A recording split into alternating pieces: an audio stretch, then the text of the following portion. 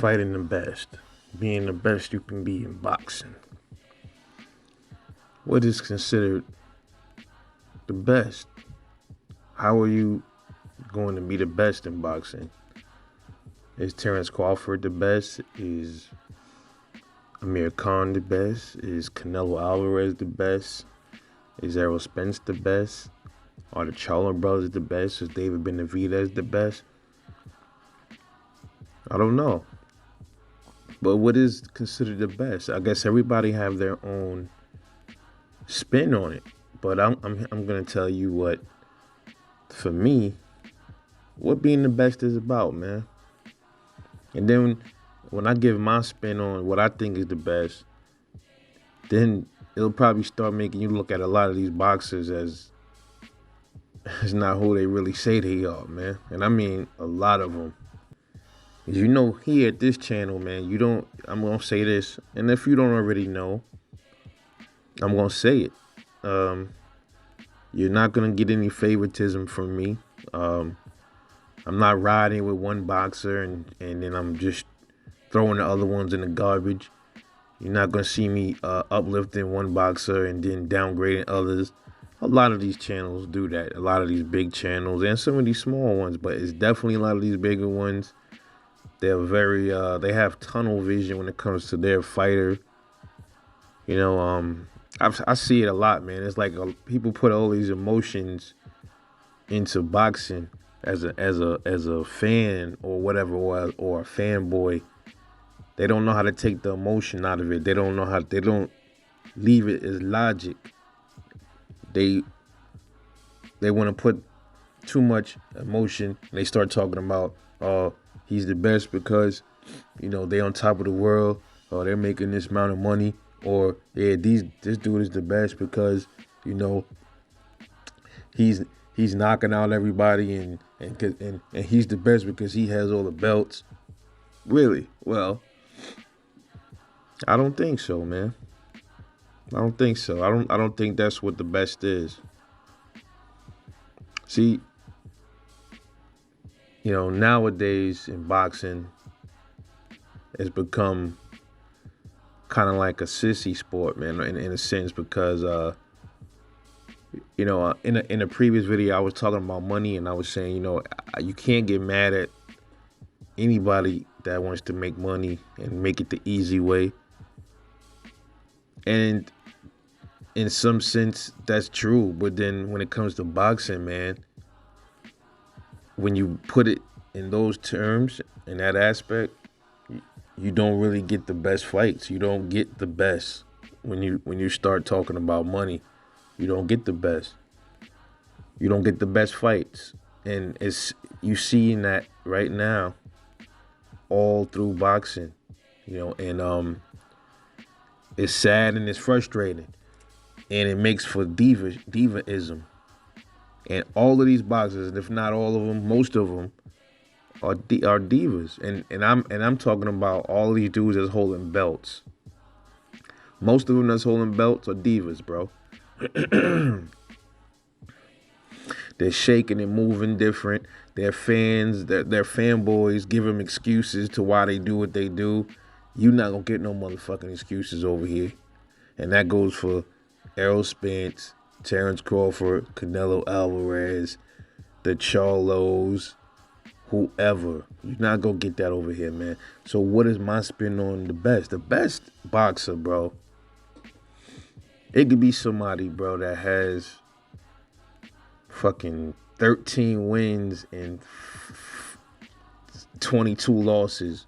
But if he's a champion and he has that belt, and he defends that motherfucking belt, bro. He defends it and reigns and defends it the best way. He defends it even if he loses it. He's not trying to avoid fighters by dropping belts and moving to other divisions. And no. He plants his feet where he's at. And he says, okay, I got these belts. I got this belt or I got these two belts. Which one of you motherfuckers want to come get it? Come get it from me. I'm willing to lose this belt because I want to see, you said you the best. I think I'm the best. So if you the best, come get my belts from me, cause I'm the fucking best. That's what, to me, what the best is when it comes to boxing, bro. You got, I'm gonna shoot some examples out here. You got Errol Spence, one of the fighters that I do like,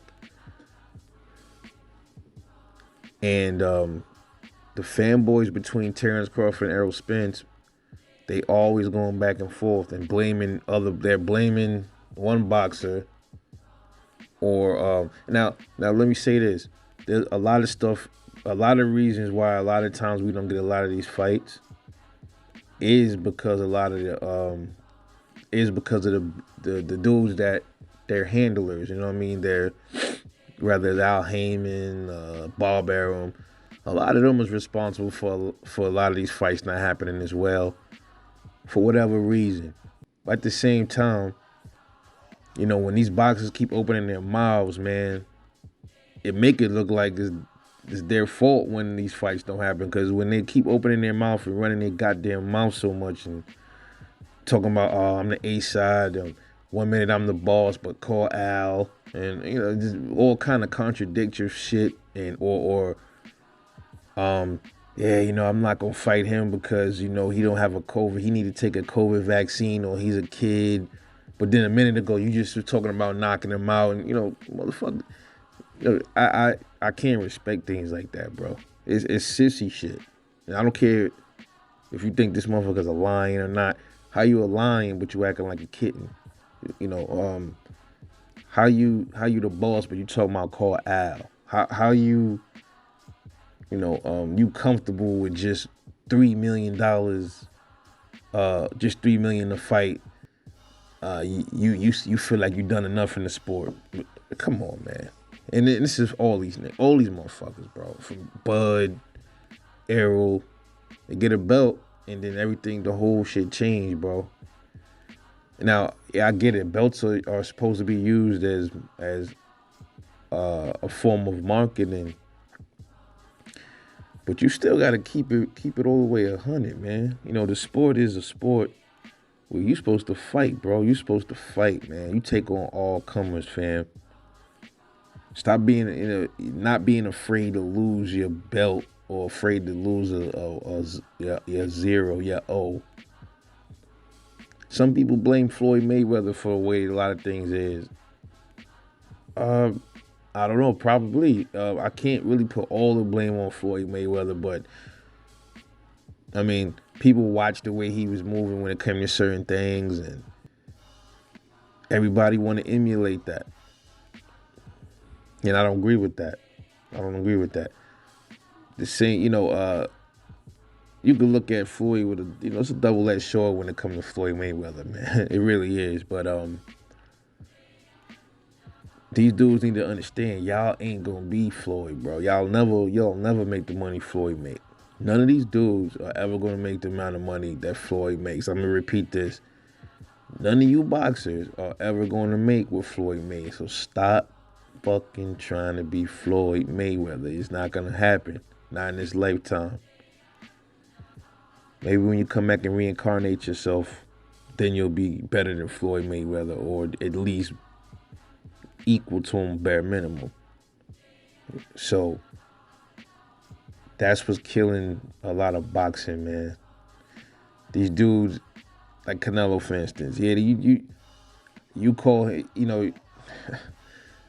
he told Demetrius Andrade, who has he fought? But then, like, when you really look at Canelo's resume, he didn't start really fighting nobody really of any significance until, like, after he really fought Floyd Mayweather, man. Before that, he had how many fights under his belt before he fought Floyd? Come on, man. Like, this. When are we gonna start like keeping it all the way a buck? I'll say that for all these motherfuckers, man. Errol Spence. All right. He has 2 belts now. All right, cool. But he ain't really make no noise either. For him to be acting the way he acting, and for him to be talking big talk the way he be talking, he ain't really been making that much noise either. You know, only thing at least I could say for Bud is, you know what I mean, he was undisputed in the division, in one division. Doesn't matter if it was only one division, at least he was undisputed. But here's the thing. When are people gonna stay and defend them belts though? You know what I mean? That's the thing. You gotta defend, to me, to be the best, man. At least a few defenses under your belt. Once you get all the belts, bro, in the division, you stand there and plant your feet. All right, let me see who want these belts, bro. Before I move up a division and try to conquer that one, let me stay here for a little bit, and let me get these little young bulls a chance to try to take my shit from me before I leave this division. I'm gonna give like 3 or 4 dudes a shot at trying to take this belt, try to dethrone me before I drop these belts and move up. You ain't getting that. You don't see that, bro. You got dudes skipping around divisions and shit, and particularly, I mean, Canelo Alvarez. He's the main one that I don't like that dude, bro. I hope somebody knock his block off. I respect a lot of things he do. He stay busy and all of that. You gotta always respect that. But man, the way he move and the way he talk like a diva. Oh, you just want a payday. He's saying this to Andre. How you just want a payday? All right, what if he do just want a payday? That's what you boxing for, right? You boxing for paydays, right? So everybody that want to fight you just want a payday. And then I see some of the Canelo fanboys. Oh, who has Andrade fought, or who has Benavidez fought? They don't even have belts. Okay, so what? So everybody that Canelo fight gotta have a belt. So all his 50, well, how many fights Canelo had? Almost 50-some fights. You telling me all his fights, all 50 of his fights with people with belts? This is the delusional shit that these fanboys, and half of them don't know shit, talk of, man. You know, it's biased. It's bad to be that way, bro. Because you start looking at boxing from a different type of a lens when you start thinking about stuff like that. You start looking at boxing as from a money aspect, and a lot of these fucking channels, bro. I just be ready to just chew their ass up because I'm just a basic dude, man. I'm a simple bro, and I live my life on a different kind of standard, bro. Like, okay, money ain't fucking everything. I don't care if he on top, bro. Let me see this motherfucker defend his belts, bro. Let me see him defend his belts against real people that's hungry, up and coming. Like Errol. He's another example. But it's crazy. And then, all right, for Errol, for instance, he's about to fight Ugas. I'm not mad at that because Ugas got the belt. Rather it was given to him or not, he's fighting somebody with a belt. Cool. All right.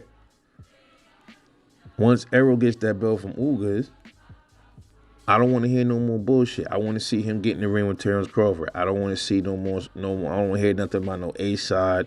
I don't want to hear nothing about none of that. I want to see him scrap. And then if he ends up beating Bud and taking that belt from Bud, I don't want to see Errol drop the belts and talk about, oh man, I can't make the weight no more. Let me move up to like 154. No. You stay where you at.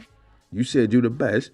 You stay your ass at 147, and you defend your title against some real competition like Jaron Ennis, like Virgil Ortiz, stuff like that. That's when you the best.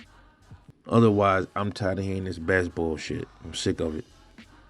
And then you got, Canelo Alvarez, which a lot of his fanboys consider him to be the best. All right, listen. He's on the cusp of becoming undisputed at 168, right? He's in his prime right now. I seen a comment that said he should get the belt and beat Caleb Plant and then retire. This is a Canelo fanboy saying this shit, bro. This is what I mean. It's like, why do you want him to retire in his prime if he becomes undisputed? Shouldn't he defend that belt at 168 at least for a little while to be considered the best? The best ain't just getting the belt. Because the reason why I say the best isn't just getting the belt is You got people that are gifted belts that are subpar fighters or like mid-tier fighters, and then when they get gifted a belt, somebody that's up in the elite echelon of fighters, he ends up beating that person with ease. That does that mean he's really the best? Does it? Think about it for a minute. Then he gets the belt, and then he got the belt. He got 3, 4 belts. He's undisputed. Okay, now who are you? What are you gonna do with those belts now? Are you gonna just say, okay, I'm the best? I told y'all, I'm the best. I just took it off of Fighter B, which wasn't known. Fighter B didn't do anything to get the belt. He just gained the belt. It was, because of vacation, whoever had to vacate, now he was elevated to whatever. Now he got the belt. Okay. Now you got real people that's up and coming that got great records, knocking out everybody. Now they want to come for you and take your spot. Are you going to defend your titles? That's what this shit all boils down to at the end of the day. Defending those titles is, to me, I start looking at you as the best. If you can do that with even if you lose, to somebody that people feared, I still consider you the best, bro, because you wasn't afraid to stand toe to toe and lose your belt. You was willing to risk it all. You're not coming up with excuses. You're not putting excuses in front of you and that other fighter and saying, "Oh, it's not me, it's Al," or "It's not me, it's Bob Arum," or "It's not me, it's Eddie Hearn." Come on, man. That's not what I consider the best, bro. Stop making excuses, bro. And the reason why they allowed to get away with this is because of fanboys. Fanboys allow these dudes to do what they do, to move like divas. You feel me? That's why all of this is happening. That's why they're getting all these big ass paydays, and they not fighting. They not really doing shit to really deserve these fucking paydays. To be honest, when you look at it from the aspect of being the best in boxing, it's kind of like me coming to work, and I'm supposed to be, let's say I work at a factory or something, and I'm supposed to be building cabinets, but I come to work every day, and I just try to cut corners and shit like that, and okay, let me just take like take 2 lunch breaks, and then when I'm supposed to be back there doing my thing, and then the cabinet qualities drop because I'm not putting my all into the shit. But I get that paycheck every 2 weeks though. I don't know, man. I don't know what it's gonna take, but that's what the best is to me. You cannot consider yourself the best just because you get a belt and you become undisputed. It's what you do after you become undisputed that really defines if you are truly the best, bro. And I don't care who it is. It could be Floyd Mayweather, whoever, bro. Whoever it is that don't want to defend it. Not saying Floyd. I'm just speaking in general. Whoever don't want to defend their titles and don't want to go get and they try to leave the division and drop their belts to avoid fighters and shit. That's sucker shit to me. That's not the best, bro. That's not a champion spirit. And the shit Canelo was saying to Andrade was disrespectful, fam. Rather you think he can beat him or not, don't sit up here talking about who have you fought. Okay, well, you just fought a few people that didn't deserve to fight you either, then, right? And even Andrade said it. I think Andrade's approach was a little on a timid side though, but I think he could have came at Canelo on some real G shit better than what he did. But nonetheless, that's the truth. Who has Rocky Fielding fought, or whoever the case is? And then you heard Canelo say, "You're never gonna get the fight. You're never gonna get the fight. You just want looking for a payday." Right there, I was like, yeah, I can't respect this dude, man. I can't respect that. I cannot respect him, bro. I already was a little funny feeling about Canelo, but after that right there, I definitely don't like that dude. Fuck him. Absolutely. Fuck him. People like that are bad for the sport. Gets no respect for me at all. Now He gets his belts. He had 168. He takes the belt from Caleb Plant. Let me see him defend that belt against David Benavidez. Let me see him defend his belt against whoever, Anthony Durrell, Edgar Berlanga, whoever. I want to see that. Edgar Berlanga, he ain't ready for Canelo. I don't want to hear that, fam. Don't give me that. But I don't care if he ain't ready or not. I want to see him defend his titles against people that's hungry, against people he never fought, against who? Oh man, Edgar Berlanga, man, he ain't got the speed, he ain't got the footwork. David Benavidez ain't got no defense. Well, I don't give a fuck about all that. If these dudes don't have all that, then him defending them titles should be rather easy. He should wipe the floor with David Benavidez. He should wipe the floor with Edgar Berlanga with no problem. And there you go. 2 successful title defenses. And now Canelo can move up to 175. Whatever. Or wait for the Charlo brother to come up to 168 and fight him.